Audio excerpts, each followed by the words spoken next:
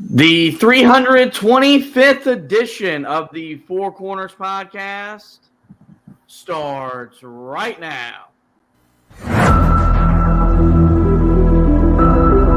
This is the Four Corners podcast.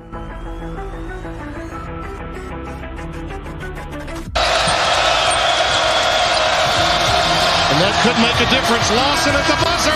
Got it! Maybe not. Ty Lawson wins it at the buzzer. Deep three. And Green rips down the rebound in traffic. 4-on-1. What a great job.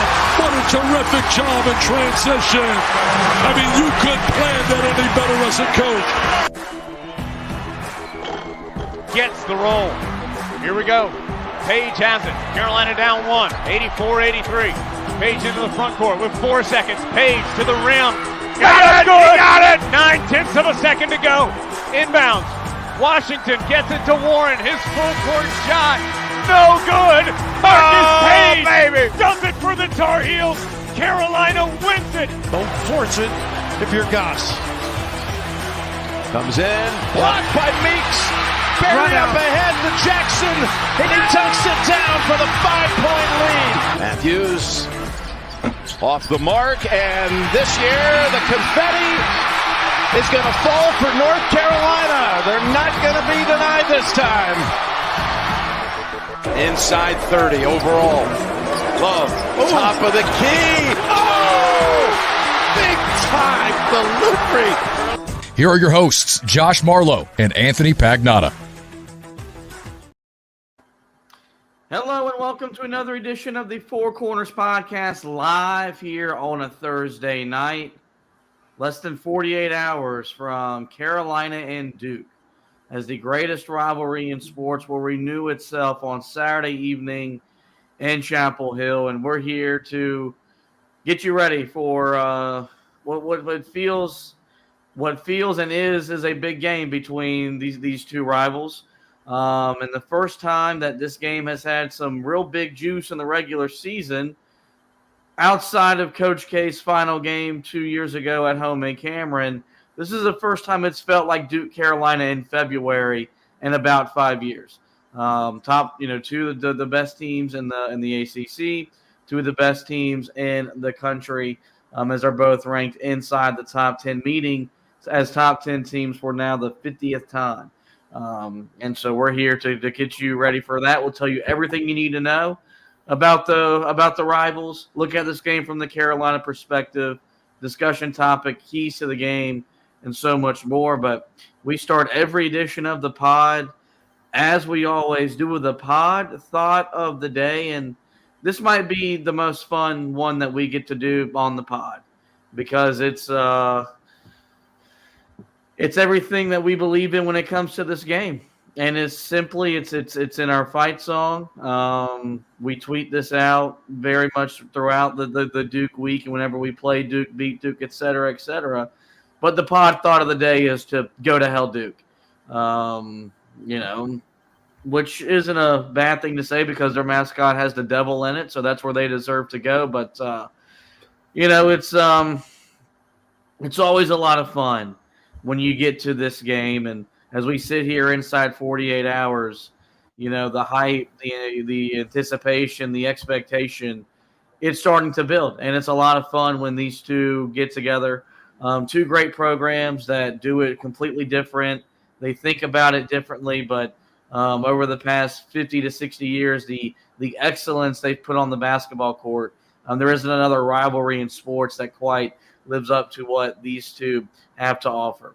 Let's take a look at the history between these two rivals. Carolina leads the all-time series 143-117. Carolina won the first ever matchup 36-25, all the way back in 1920. The largest margin of victory for Carolina in the rivalry, 37 points in 1921. Duke's largest margin of victory is 35 points. That came back in 1964. This game in Chapel Hill, where Carolina is 65-39 all time against the Blue Devils, but they are just 20-18 in the Smith Center. And coming off a loss last year at home to Duke on senior night. I think it's just the second or third time in my lifetime Carolina's lost at home to Duke on senior night. And it was a game that effectively took that group out of the NCAA tournament. Carolina would not be able to go on and make a run in the ACC tournament, and they would miss out on the field. You flash forward a year later, I think we always want this game to be what this game is, but you just quite never know. But as I mentioned in the open there, for the first time in about 5 years, this feels like Duke Carolina as the two square off for the first time of the season on Saturday night. Well, it's the first time that the two teams are the best teams in the ACC since that point. There's been some down years for Carolina. There was one down year in there for Duke along the way as well.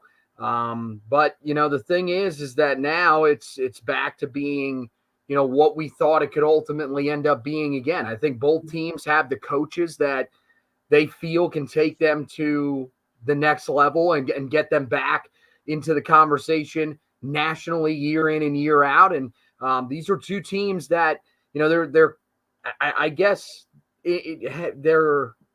different so far this year in the fact that Carolina is looked at as a national title contender, where it feels like a lot of people, when they talk about Duke, want to be very critical. Early in the year, people were trying to say that this Duke team could be very similar to Carolina last year because they came in preseason ranked number 2 overall. They got off to a slow start. They too lost to Georgia Tech to begin their conference season. And a lot of people at that time thought, okay, this is a Duke team that really isn't going to be all that good. But as we've seen many times before with the way that they are built, relying on a lot of young guys, it is a team that took a little bit of time to gel. They've had some injury issues along the way. But now coming into this matchup, there are going to be people that are going to argue that because Carolina lost the other night to Georgia Tech, that Duke is playing better basketball than Carolina. Ultimately, what do I think it means? I think it means that you've got two teams that are playing really good basketball at this point. I think you've got two teams that legitimately are in the conversation to cut down the net at the end of the season. You've said it before that there are, Jay Billis will say going in, there's 20 to 30, 25 to 30 teams that can win the national championship. Realistically, there's probably about 12, maybe 15 if it really is just that parity filled of a season like we saw a year ago. This is a matchup of two teams that legitimately, if they put everything together in March and they're playing their best basketball at that time, can both win the national title. And, it'll be a really good display of that, I think, on Saturday night. But more importantly, this matchup really goes a long way to determining what the ACC picture ultimately looks like. Carolina wins. You're feeling pretty good about where Carolina is moving forward the rest of the year to control their destiny in the ACC, at least for the regular season. If Duke wins, we've got a battle probably down to the end for who will win the ACC regular season. Yeah, I mean, look, I think for this to be the first matchup, this is what we want. We want the rivalry to be the center stage of the college basketball world. And the last couple years, to us it is because we live it, we experience it. But in reality, there were more important games in February and there were more important games in March. And Saturday is a great day of college basketball. Starting at 4 o'clock, you've got 3 straight top 10 matchups. On Sunday, you've got another one in the Big Ten. But at 6:30, the college basketball world's it's gonna come to a stop, and people will watch this game and watch these two programs duke it out. I think with the Super Bowl being a week later and this game being back in the first weekend in February, it gives the chance for the rivalry to kind of become the center stage of the sports world because there isn't a whole lot else going on. And so I think the fact that you've got 2 top 7 teams makes it a lot easier to build the anticipation up. We know the environment is going to be sensational. It's always the best home environment of the year. But this is a Duke team that, when I have to talk unbiasedly, as I do very profoundly on WFNZ, I've said all year long they've got the highest ceiling of any ACC team in the conference. As much as I believe Carolina can make a Final Four, win a national championship, their ceiling isn't as high as Duke's. If Duke puts it all together, they've got arguably the most talent of anybody in the country. I think John Shire has proven that he knows how to manage talent, manage the egos, and get them to buy in. They just got to be healthy. I think that's been the biggest reason why they've been so up and down. They've missed Tyrese Proctor throughout the different points of the season. Kyle Filipowski hasn't been as dominant as everybody thought he was going to be, but yet Duke is still 16-4 and 7-2 in the league. So, I think it's easy to expect this game to be the game of the year so far in the ACC. And you're right. For Carolina, you bounce back. You then get a 2.5 game lead over Duke in the ACC standings.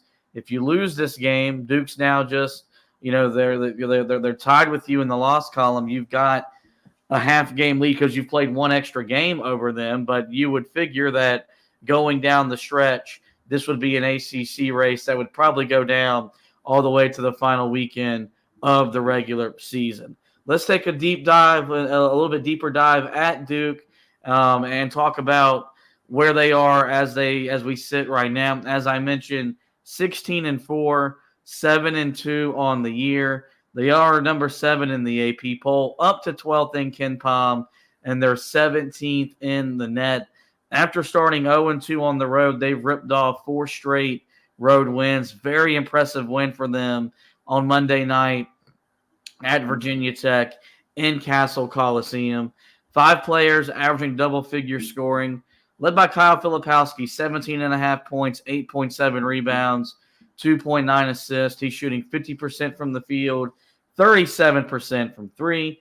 Jeremy Roach, the veteran guard, 13.9 points, 2.3 rebounds, 3.1 assists. He's shooting 48% from the field, 48% from 3. Mark Mitchell, third on the team in scoring, 12.5 points, 6 rebounds, 1.2 assists, all while shooting 52% from the field. Jared McCain, 12.4 points, 4.3 rebounds, 1.7 assists, shooting 45% from the field, 40% from 3. And Tyrese Proctor, 11.2 points, 2.6 rebounds, 3.9 assists, shooting 46% from the field, 39% from 3. As a team, they shoot 39% from behind the three-point line, the 17th best mark in all of college basketball. When I look at Duke and I look at what makes them go and when they don't play at a high level, it's their guard play. And primarily it's Tyrese Proctor, a guy that is going to be an NBA lottery pick, you would imagine, whenever he decides to turn pro. He got hurt in that loss at Georgia Tech that you referenced. I believe it was an ankle injury that cost him to miss some time. And once he became back from injury, had to work himself kind of back into playing shape, into rhythm. But when you look at him, when he plays well, Duke plays well. You look at his game he had the other night at Virginia Tech. He was aggressive. He forced the issue, kind of like Elliot Cadeau did for Carolina at Florida State a week ago. And we saw how that game worked out for us. You've got a big in Kyle Filipowski that'll be the toughest matchup for Carolina. You've got a senior guard in Jeremy Roach that knows what it means to play in this game, whether it's at home or on the road. And, I think you look up and down at this Duke squad, they're not going to be scared of the moment. They're not going to be inferior of the environment, and they're playing well enough to where they'll be confident coming in that they can get a second straight or a third straight win over Hubert Davis in Chapel Hill. Yeah, I mean, look, this is not the best Duke team that you're ever going to see by any stretch of the imagination, but it's a very solid team. It's a team that's built a little bit different because you do have a lot of guys that have stuck around. These are names that are familiar with this rivalry. It's not the approach that we saw at times from Coach K, where you just wanted to bring in as many young guys as possible. Jared McCain is their one young guy that starts for them. And he's a guy that we've seen him adjust throughout the year. He looks the part. He's a really good player. But everybody else, I mean, Jeremy Roach is a guy that's played in this game multiple times. As veteran as we've seen really any Duke player in a long time. They will actually be able to honor him on senior night, which I don't even know if they'll know what to do on that night. But you look at Tyrese Proctor. I think you're right. He really is the key to everything that this team does, because if he's playing at the top of his game, which he started to play better here recently, but if he's playing at the top of his game, there's just about nobody in college basketball at that point guard spot that is better. And that's the thing that, Carolina's got to do in this game. That's got to be the focus, is trying to slow him down and make, other guys beat you. Filipowski is a guy that's going to have a pretty successful night. He's, even when he's off, he's still a guy that gets to the free throw line a lot.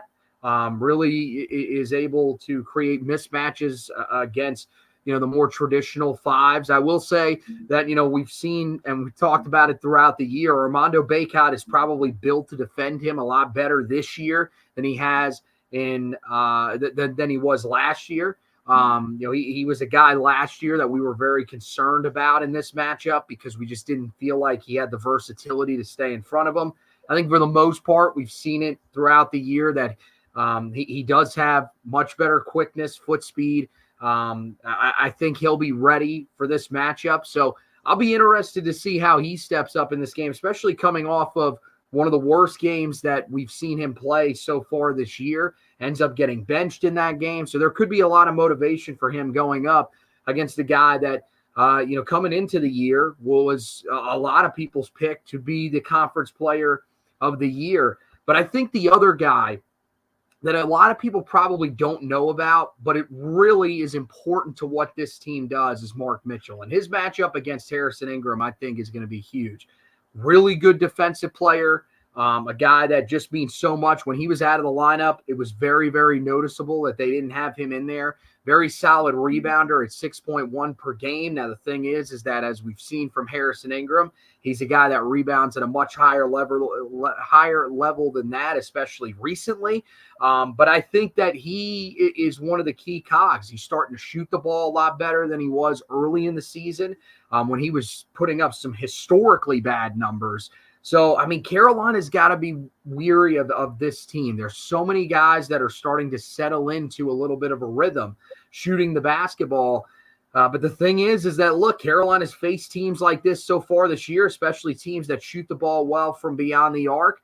One that you go back to and look at the way they defended the three-point line most recently against a team that was ranked as highly as Duke is when they played Wake Forest and did a great job of running that team off the three-point line. I think it needs to be a similar game plan in this game against the Duke team that is really settled in offensively. You look at this game from the Carolina perspective. Carolina 17-4, 9-1 in ACC play. They are sitting third in the AP poll. Depending on what happens Saturday, they could either probably stay right there at number 3. If they drop this game, they will fall out of the top 3 in the AP poll. They're 7th in KenPom, 9th in the net. They are 9-0 at home in the Smith Center so far this season, and they're averaging 90 points per game.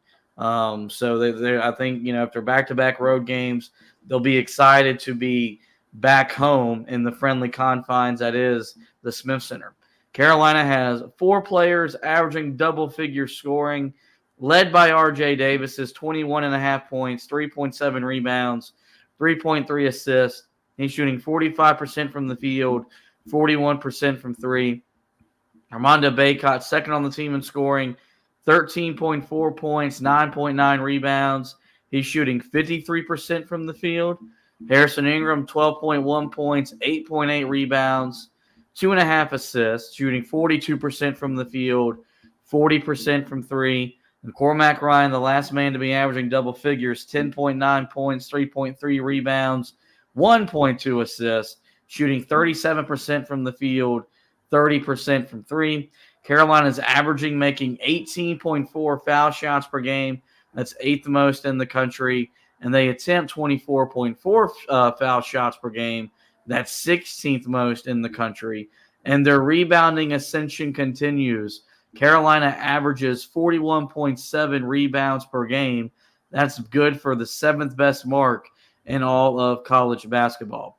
One thing I did want to mention before we hear a word from our partners and really get to the keys to the game is coming out of the Georgia Tech game. There was a players-only meeting that was held that lasted almost an hour and a half or so after the game. The Tar Heel Illustrated, had this, and Inside Carolina kind of has an article up about it. And for whatever reason, our fan base kind of thought that we lose a game and all of a sudden we were on the verge of our season falling apart. And this thing really coming off the tracks. And from the reporting and everything that I kind of read and listened to that came out of it, it was more of just the guys coming together and saying, hey, this is a learning moment. We got to take this one on the chin. We got as much to blame ourselves for this loss as much as, not getting a foul call in the final seconds or whatever. Should we be concerned about the mindset of this team going into the biggest game they've played so far this season based off a quote-unquote players-only meeting the other night after the loss to Georgia Tech? No. I mean, if they're – and again, I have not seen this nearly as much, I guess, as you have. I don't understand why there would be any sort of panic. And, I mean, look, players-only meeting, I think it's – honestly, that probably happens more than you think. Especially, a team that's as close as this team seems. I don't read anything into that. I think it's basically just, hey, let's reset. Let's figure out what, we did wrong. And here's the thing. I think that honestly, it's a good thing, right? Like, this team clearly cares that they're losing games. I don't think it was that the team last year didn't care. But it just doesn't it didn't seem to affect last year's team as much as it affects this year's team, where those guys were clearly bothered by something that happened the other night. They wanted to address it and probably hold, themselves accountable across the board and say, look, we got this our first conference losses out of the way. We just, take a breather, put that game behind us, and now focus on this game. So, I mean, I don't really read anything into it. I don't think that there's going to be any question about where the mindset of this team is going to be. I think we've seen it throughout this year that this team knows how to get themselves motivated for big games. This is the biggest game that they played all season long. Like, we've said it before plenty of times. If you can't get motivated for this game, then you shouldn't be playing sports. Like, this is the best rivalry in all of sports, and it's not even close. So, I mean, for these guys, I think, there's a lot of guys that are new to the rivalry on the Carolina side of things, but at the same time, I feel like these are guys that understand what it means. Harrison Ingram's a guy that grew up wanting to be a Tar Heel, so you would imagine that there's just built-in, vitriol towards Duke. Cormac Ryan's a guy that's played in the ACC. He's played against Duke before. You'd imagine that there's definitely some, when you play against them, there's always going to be extra motivation, and now you're doing it in a Tar Heel uniform. And then you got the guys that have been here for a while, like RJ Davis and Armando Bacot, which at this point, it's just part of the fabric for them. So to me, I think, we've said it when, talking about them ultimately losing a game before the Duke game. It's probably the best thing because it's going to serve as sort of a reset and a chance to sort of re-energize before the biggest game of your season. I think these dudes are going to be locked in and ready to go, especially with this game being at home. And that's how I look at it. I think it was just, look, there was a grueling month. They played 6 road games. The first time they played 6 road games in a month, I think it was since like 1952. So that predates ACC play. You're at the halfway point in the conference season, and you have virtually 4 days between games, just a chance to kind of reset everything, acknowledge what you've done, which you've accomplished a lot. You went on a 10-game winning streak. Mm-hmm. You've emerged as the team to beat in this conference. So now you've got to play with that burden virtually every night you walk on the court. You've emerged as a national title contender. You've got to play to that standard every single night. And you didn't the other night. And it's okay. Every team that's been ranked inside the top 10 has experienced what you've experienced the other night. Teams are 25-29 on the road this season. Like, it's just not easy to go on the road in today's college basketball and win. And so, if I was sitting here concerned about the mentality of this group, then everything that I thought I believed about this team would be all for nothing, because I think this is a mentally strong team. I don't worry about them not showing up ready to play on Saturday night. I think, if anything, they might be too anxious to get out there and play and rebound from the loss the other night. So I think Carolina is in as healthy a spot they can be in from a mental standpoint heading into what is the biggest game of the season. Also, the thing that I don't understand is, like, guys, they've lost games before this season. Like, this wasn't the first loss that this team has ever suffered together. Like, they've lost to a Villanova team that, in their mind, they probably felt like they shouldn't have lost to. And when you look back on it, they probably think even more so now they shouldn't have lost to. They had a chance to capitalize against UConn and, just got overpowered. And then, Kentucky, the opportunities were there. They got beat at their own game. They had a team just go to the offensive glass, and that's ultimately what prevented them from winning the game. But yet all of those circumstances, they bounced back from. Remember how important we were saying at the time the Oklahoma game was? Look at how well they played in that game when they had pressure on their shoulders, because people were already saying, well, if they lose 3 straight, all of a sudden this thing could come off the rails. So to me, I don't feel like this is the first test that this team has faced. And I don't feel like it'll be the last. I think this leadership group and Hubert Davis, you have to trust that they will be ready to go for this rivalry matchup against the Blue Devils. Well, we have set the scene for Carolina and Duke.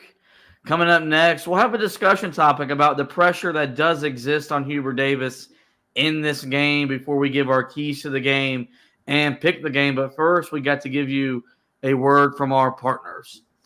Hey there, Josh here for the Autograph Fandom app. Want to get rewarded for listening to our show?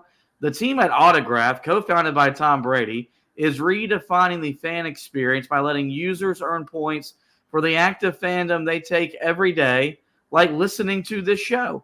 The Autograph Fandom app gives you access to your favorite UNC content all in one place and offers rewards like tickets, exclusive merchandise, and more. You're already listening to our show, but now you can earn points and get rewarded for doing so.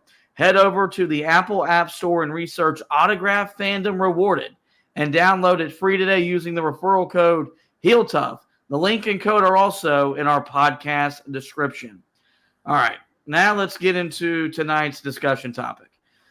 Hubert Davis is 2-3 against Duke. Not a bad mark. You'd like to be 5-0. 4-1 or 3-2, but those 2 wins, pretty big ones. At Duke and Coach K's final home game, against Duke in the Final Four to send Coach K into retirement and Carolina to the national title game. He is 0-2 at home, though. And kind of like what Roy Williams experienced when he first came back to Carolina, you go back to the 2005 game on Senior Day where Carolina won on Marvin Williams' go-ahead bank shot. He was 0-3 against Duke in that time and was feeling the pressure to finally beat the Blue Devils, period, whether if it was at home or if it was in Cameron Indoor Stadium. When you look at Hubert Davis being 0-2 at home, and one of them, a blowout loss where this team wasn't prepared. And last year it was a defeat that effectively kept them out of the NCAA tournament. There's always pressure in this game just because of what this game is and what it means. But is there any extra pressure for him to finally get that first home win over the arch rival?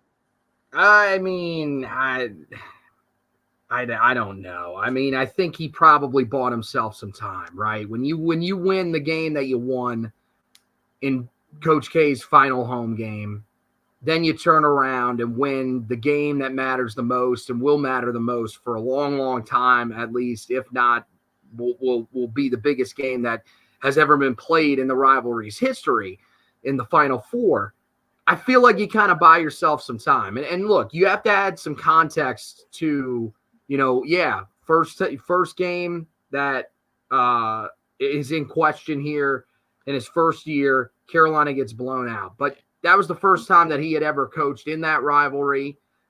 Again, it was still a very similar team to what you had last year. I mean, remember at the time, they were not playing well during that time. That was when that team was still struggling. That was a team at the time that we didn't know if that team was going to make the NCAA tournament. And, luckily he ends up winning the game that matters the most that season, just to get Carolina in position to ultimately make the NCAA tournament and have a chance to win that Final Four game. But last year, I think, it's hard. I guess it's hard to hold that against him as well, just because it's not his guys. That was a team that was so fractured. But, at the same time, he was the head coach. He's got to wear some of it. So, I mean, look, do I think there's a little bit of added pressure on him to win this game? Yes. But where's it probably coming from? Himself. It's probably not from the university. I don't think they're telling him, like, look, you got to start winning, especially at home in this rivalry, or else you're in trouble. But I think it's one that he really wants. This is going to be a game that we know, they've done so many things already for Eric Montross, so many different universities that Carolina has been to. They've honored him. Carolina honored him right after his passing. But you'd imagine that with the history that he has in this rivalry, there will be something for him. There will be something for Walter Davis. It's an anniversary of his shot. That completed one of the greatest comebacks in the history of sports, and to do it in this great rivalry. So there's going to be a lot of emotion in this game for, the two legends that had passed, and just overall with this game, being one of the biggest installments that we've seen in a while between these two. So I think this is one that Hubert Davis definitely wants. But I don't think that it's one where there is a ton of added pressure on him, outside of maybe him putting some on himself to get that first home win. Well, I'm going to clarify. I don't think there's any university pressure. His job doesn't hinge on this result, but there is pressure to quit losing at home to your biggest rival. And the biggest reason why, when you look at this game, is if you lose this game, it's easier to see Duke winning the ACC regular season than if you win the game. You win this game, you're back to a 2.5 game lead. You have at that point the upper hand over Duke because you would have the tiebreaker at the moment. And we all know this starts the gauntlet of the schedule for Carolina. But your next game's Clemson at home. You should win that game. You should be able to go on the road and win at Miami. It makes it really hard to envision Duke being able to overcome a 2.5 game deficit with 9-10 games left to play. So I think that's where the pressure is you're wanting to stay in the driver's seat in the ACC regular season, which we value more. Duke values winning the ACC tournament more than they value winning the ACC regular season. We value winning the regular season more so than we value winning the ACC tournament. So I think that's what it is just to keep yourself in control, in command of how this ACC race ultimately is going to play itself out. Now let's get to the fun part, which is our keys to the game. First key for me is Carolina's big three have to have big games. you need R.J. Davis, Harrison Ingram, and Armando Bacot to play at a high level. As for Armando, this is now his 5th time doing this at home, his 10th time overall as a Tar Heel. So he's going to know how to prepare himself mentally and emotionally for the game. This is R.J. Davis's 4th game in this rivalry at home. So he knows what it's going to be like, getting himself mentally and emotionally prepared. This will be different for Harrison Ingram. This will be the best environment he's ever played in. And as Hubert Davis often talks about, this is why you come to Carolina. This is why you want to put on that jersey, walk out that tunnel, and play on that floor. So I want Harrison to embrace the atmosphere, embrace the pageantry, because if you use that to your advantage, we've seen how the crowd, how it works in Cameron. When Carolina wins at home, they feed off of their crowd as well. So with that, Carolina's a big 3 all have to play at a high level, which hasn't happened very often all in the same game. You need R.J. Davis to be his efficient self, scoring the basketball. You need Armando Bacot to establish an inside presence on the post and be able to score consistently all night. You need Harrison Ingram. He's going to do the work on the backboards. But this has to be a game where his impact is felt offensively. It wasn't there the other night. He was 2 of 7 from 3. He missed about 4 point-blank shots at the rim. You can't miss those bunnies in this game. And so, usually big-time players bring out the best, or big-time games bring out the best in your players. Hopefully that's the case for Carolina on Saturday night. Yeah, look, I'm not that concerned about R.J. Davis. I think he'll get his. The thing is that ultimately there's going to be a point in this game where he's going to be taken away, and you need other guys to step up. And those, the two other guys that you talk about from Carolina's big 3 are the guys that you're looking at to step up more than just about anybody. This is a game where you need Armando Bacot to really look the part of the guy that was, a last year preseason player of the year in the conference, this year preseason first team all ACC. You need him to be the guy that we know that he is capable of being at times. Doesn't have to be the dominant force from 21, 22, but you need him to be a guy that can match what Kyle Filipowski is doing. You need him to be a guy that Carolina can rely on inside. He's got to be able to finish at the rim, something that has been, an inconsistency for him throughout his career.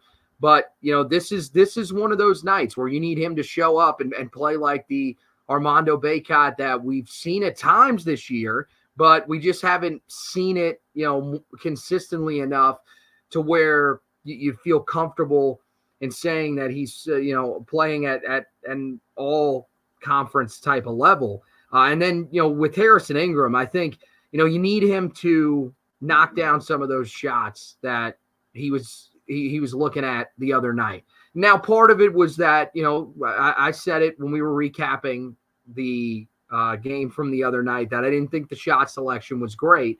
But for the most part, there were open looks that he just wasn't able to knock down. In this game, those looks have to fall. I'm not saying that you need him to drop 25 in this game. I mean, if he wants to, then great. Please feel free.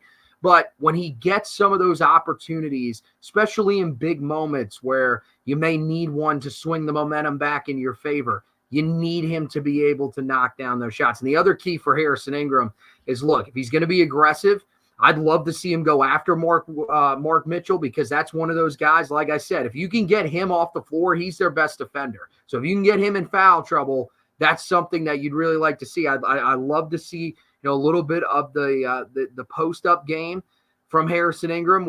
That's something that we haven't seen nearly as much as we've gotten into conference play. I'd like to see him sort of go back to that a little bit in this game and try to go after Mark Mitchell, because if he does and gets him in foul trouble, I think he'll have a chance to succeed. But the thing is, if you're going to do that, get to the foul line, make your foul shots. That's going to be a big key for him.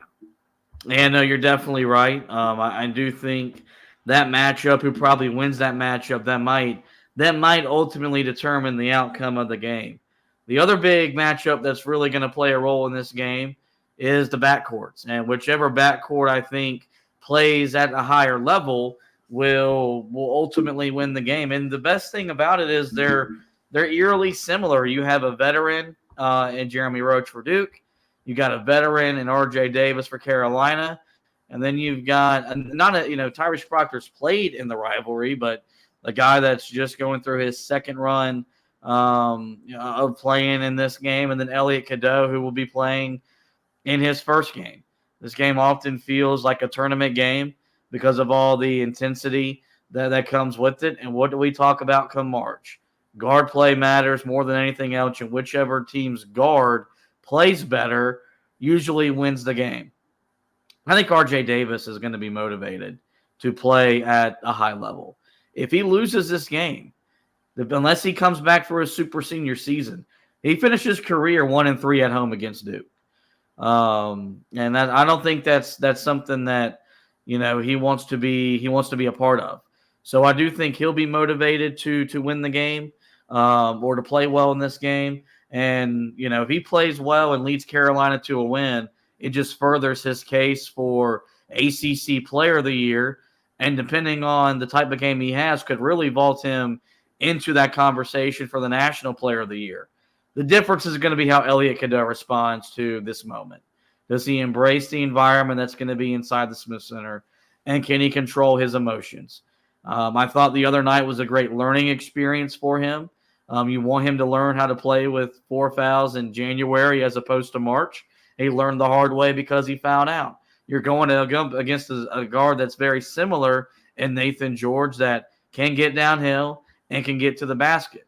So you've got to be prepared to play defense and move your feet at a high level. I think that as much as, the Mark Mitchell, Harrison Ingram matchup, yes. If there's a 1A, 1B, this is it. Whichever backcourt plays the best, I think wins the game.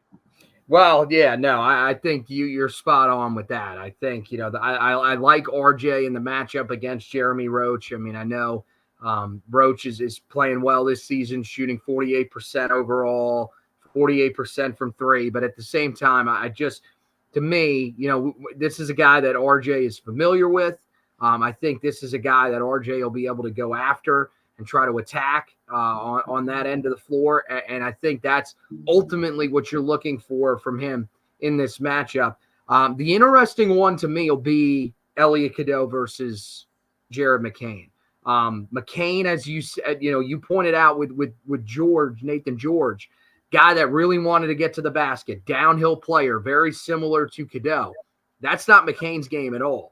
He has that ability. That's one of the reasons why Duke, fans are so high on him and are very hopeful for the future. But at the same time, the strength of his game is being able to knock down shots from the outside. He shoots the most on the team per game at 5.4, knocks down 40% from the outside. So Cadeau that's going to be the test for him in this one. You would imagine they're going to try to screen him a lot to try to get McCain free. So it'll be up to Cadeau at times to either fight through the screen or be able to handle himself on switches. So this is going to be a test for him, and we'll see how he handles this matchup. But the other thing that I want to see him do is, we know it from watching Cadeau and watching a lot of the freshman guards that we've seen at Carolina. Again, Jared McCain, I haven't watched a ton of Dukes, to the level where I, am focused on everything that everybody is doing on the floor defensively. But at the same time, we know how freshman guards struggle on that end of the floor. I'd like to see Cadeau get aggressive and try to attack him. That's, we've seen that is his strength. That's where he has the most success. And I think that has to be part of the game plan for him. But ultimately, when it comes to the battle of the backcourts, the guy that really needs to step up here is Cormac Ryan. You have to start knocking down shots from the outside, or if you're not, then you got to realize that earlier in the game. The other night, it was as if he just did not figure out that the shots are not falling. You need to attack the rim. We've seen him do it at times this year.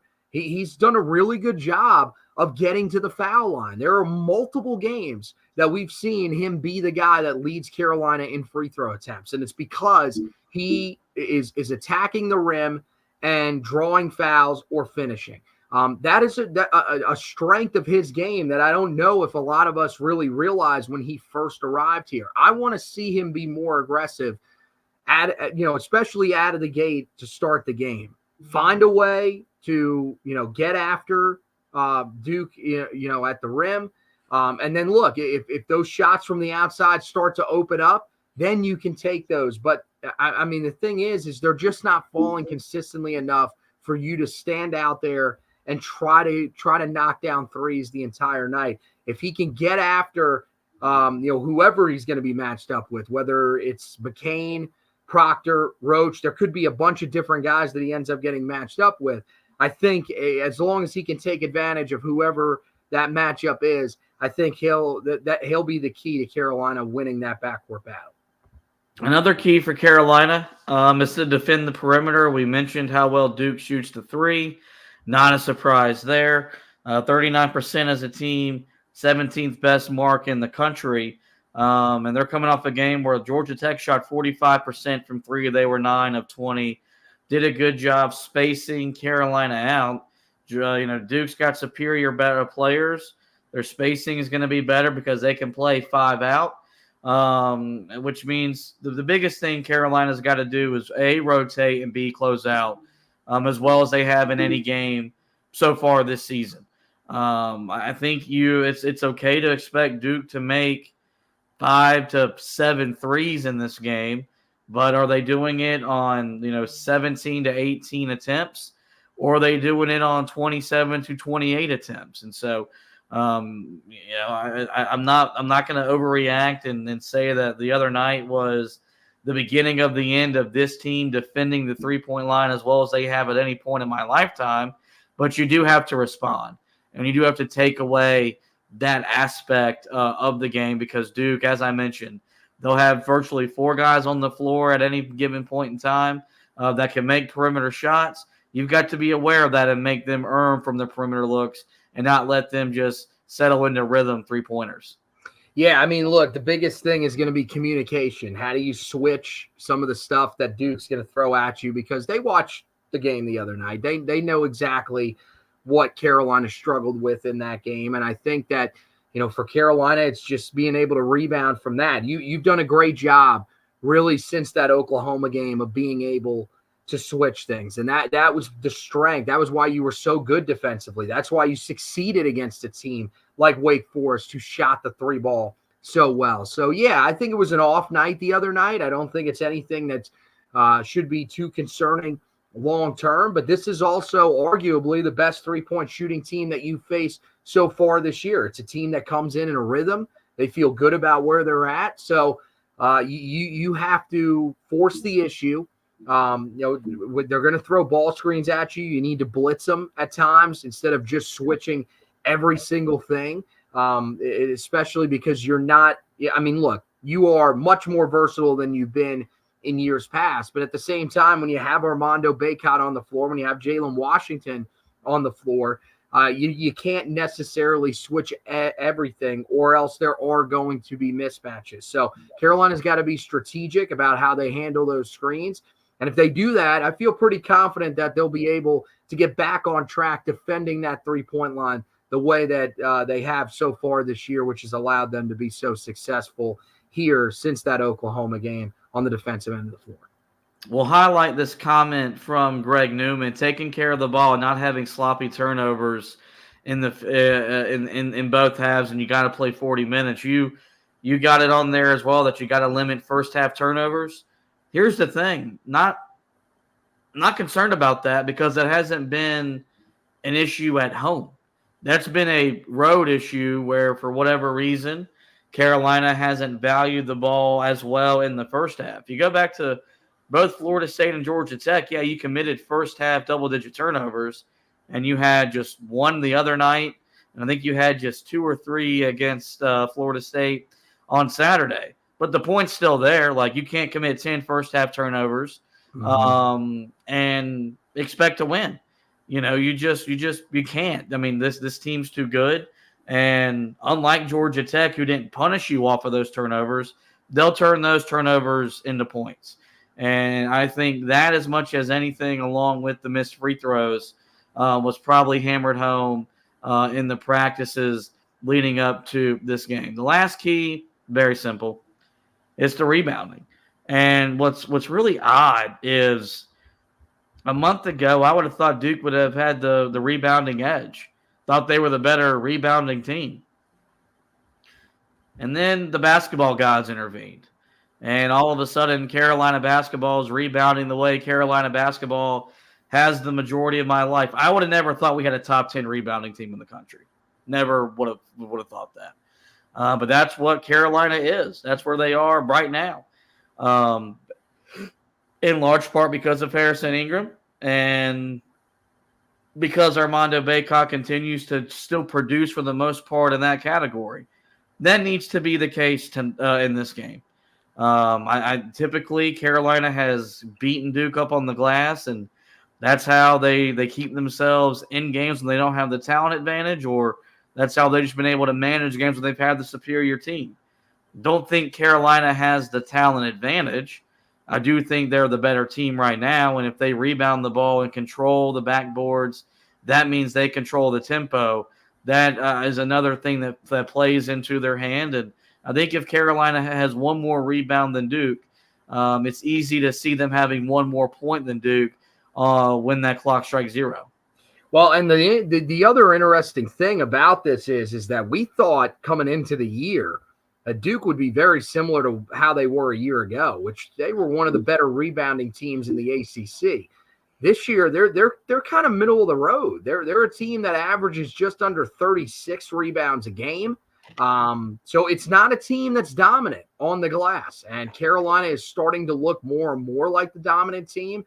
I like what you said at the end there. I really think that if Carolina can rebound at a high level, they will control the pace of this game, which is ultimately what you want to do. The other thing that I was encouraged by from the game against Georgia Tech, and I know people will say, how are you encouraged by anything from the game against Georgia Tech?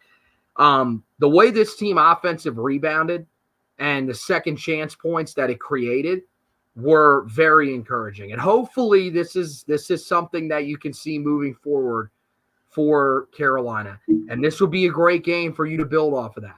If you can, pull down some key offensive rebounds, especially in the second half, and give yourself, extra opportunities on that end of the floor, I think that would be huge.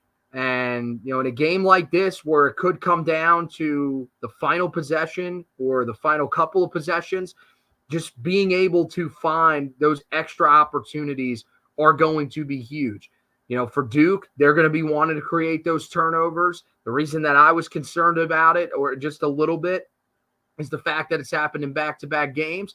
And for Carolina, I think, the area that Carolina is going to look at their opportunity to create extra chances is going to be on that offensive glass. So hopefully that's an area that they, can expose Duke at in this game, pull down some of those offensive rebounds. And if they can do that, I think they have a really good chance to score when they need to and ultimately pull the upset or pull out the win against Duke. Believe it or not, Carolina enters Saturday night with a 67.8% chance to win the game. Who wins the game and why? Well, I think Carolina, we talked about it when we were recapping the game against Georgia Tech. It's probably a weird mindset to take, and the players, you would hope this wasn't the mindset that they were taking. But for Carolina, this is probably the best thing that happened to them for this game was they lost to Georgia Tech. They're going to be highly motivated. They were going to be anyways with this game being at home. As you mentioned, Hubert Davis 0-2 against Duke at home in his coaching career. This is a team that, once again, I feel like you are going to see some people nationally start to question them. I feel like you'll see it on game day when they talk about this game. And I feel like there will be a lot of people that will pick Duke in this game because of ultimately what we saw the other night. And I think this team is going to laugh at that. I think they're going to say, look, that was just an off night for us. Clearly, this is a team that cares. The fact that they had a players-only meeting after one loss in conference play shows you that they want to respond, and they want to do it in a grand fashion against their biggest rival. I think, it'll be a back and forth affair like we're used to seeing against Duke. I think there's just way too much talent on both sides of the floor. But ultimately, I think Carolina's leadership will show up late in this game. I think RJ Davis, how clutch he's been down the stretch, you'll see that show up. I think you'll see Harrison Ingram hit some of the clutch shots that we've seen from him as well down the stretch of this game. And I think this is one of those games for Cormac Ryan. I think he'll play well. He's he struggled, to really be consistent throughout the year, but we've seen him step up at times when Carolina really needs him. I feel like this will be another one of those games for him. I think he has a really strong performance in this one. I like Carolina. I think it'll be close throughout, like I said, but I think in the end, Carolina emerges somewhere in that 3 to 5 point range. I think Carolina wins. I think they're poised to bounce back in a big way. I think Armando Bacot, RJ Davis will be motivated because this could be the last time they ever play at home against Duke. They don't want to remember that as a loss. I think you get big games from both of them. I think Harrison Ingram puts together maybe the most complete performance we've seen from him all season long.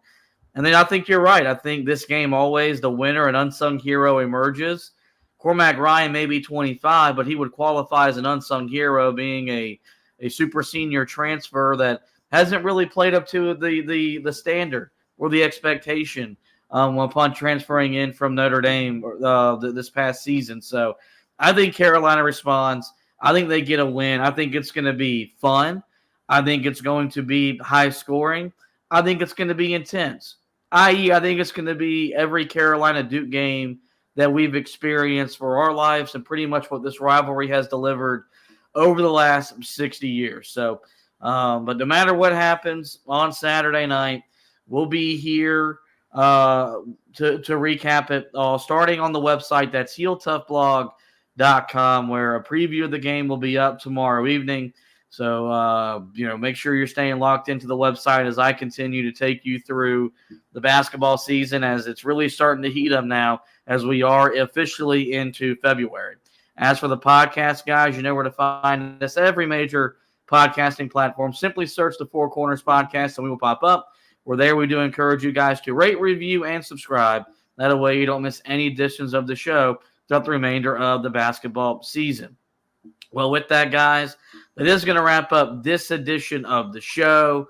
I want to thank all of you that tuned in on the live edition of the broadcast. I do want to thank Anthony for hosting with me. We want to thank you guys for listening. And as always, go Tar Heels and go to hell, Duke.